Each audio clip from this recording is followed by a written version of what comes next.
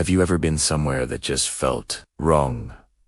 Not peaceful, empty, but a deep, unsettling emptiness. A feeling like you're not really alone, that something is just out of sight, hiding in the silence. There are places like that scattered all over the world. Places with no roads, no lights, no signs of life.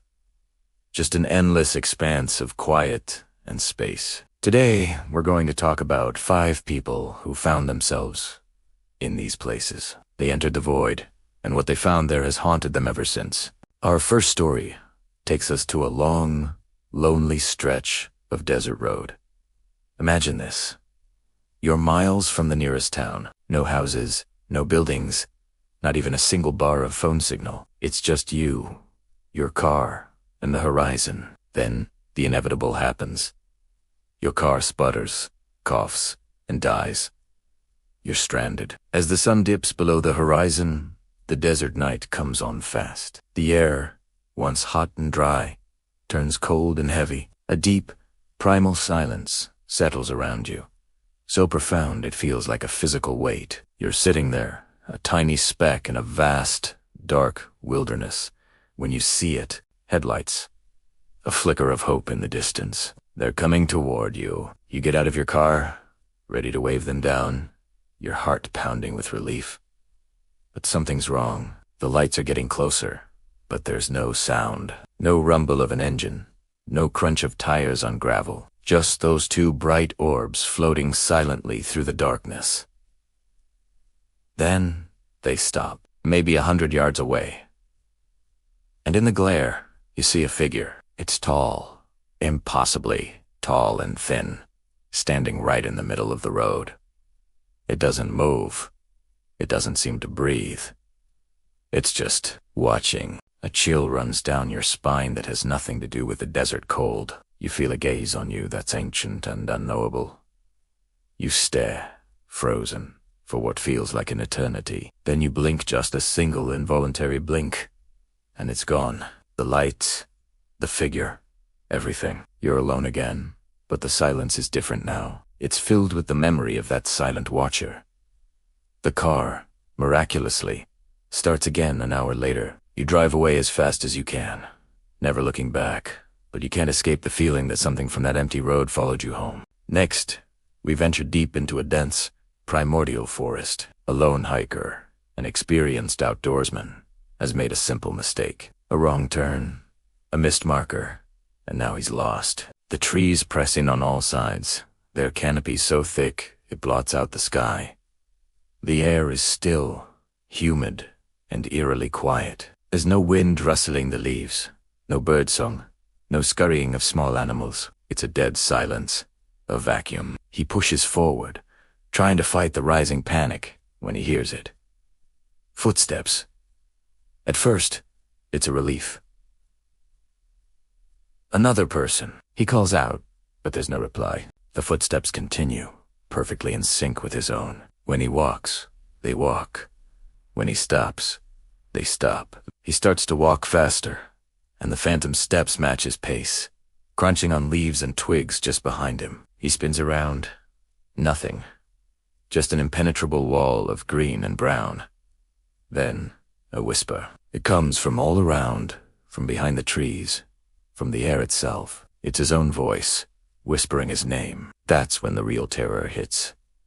This isn't another hiker. This is something else. Something that knows him. He breaks into a frantic run, branches whipping at his face, the sound of his own whispered name chasing him through the suffocating woods. He runs until his lungs burn and his legs give out, collapsing in a small clearing, finally free of the oppressive trees. He never knew how he got out, but he knew he was never going back.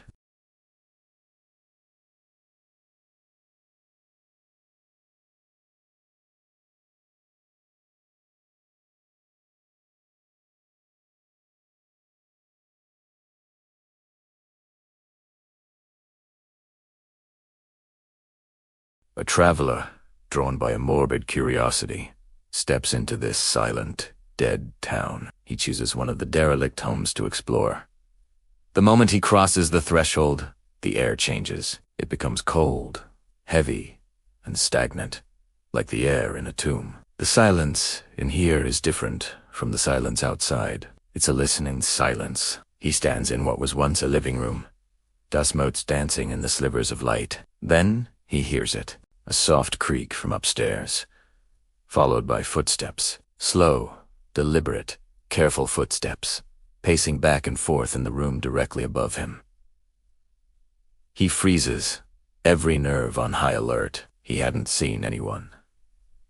The village was deserted. The stairs groan, the sound of weight settling on old wood, but no one appears at the top of the landing.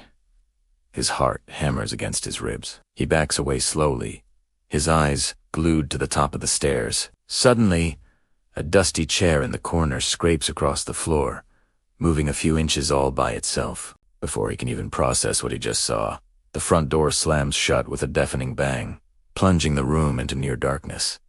He doesn't wait to see what happens next. He throws himself at the door, fumbling with the rusted handle, and bursts back out into the eerie daylight, leaving the haunted silence behind. From a dead village, we ascend to the desolate peaks of a mountain range. Snow, blankets, everything in a pristine, white shroud. There are no paths here, no tracks, no signs that any living thing has passed this way. It's a world of white and gray, utterly silent save for the muffled sound of your own breathing. A climber, making a solo ascent, is pushing through a thick bank of fog. Visibility is almost zero. It's like moving through a cloud.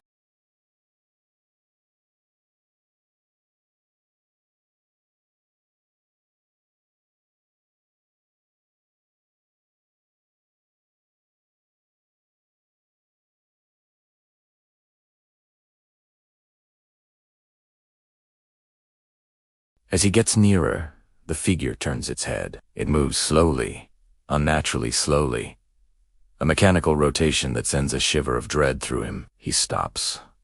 The fog thins just enough for him to see.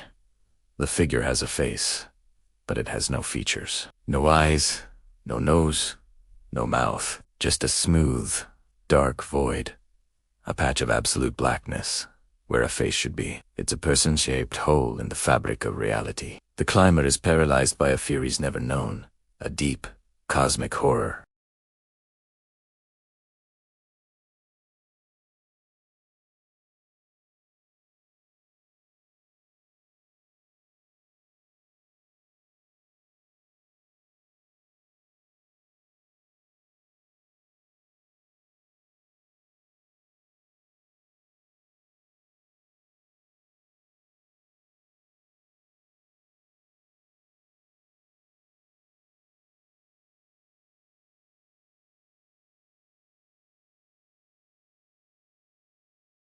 That's when the daughter points across the wide, empty riverbed.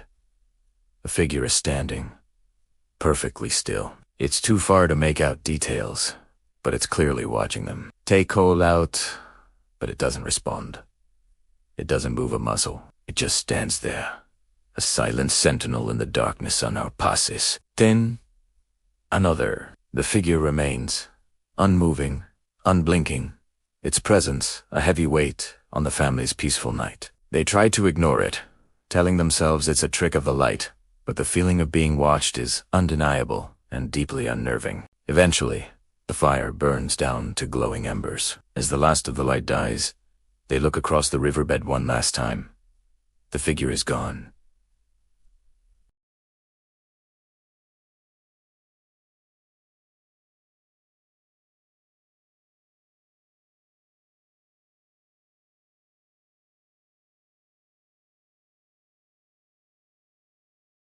A single set of footprints, clear in the dust and sand, leading from the spot where the figure stood across the riverbed and stopping just at the edge of their campsite.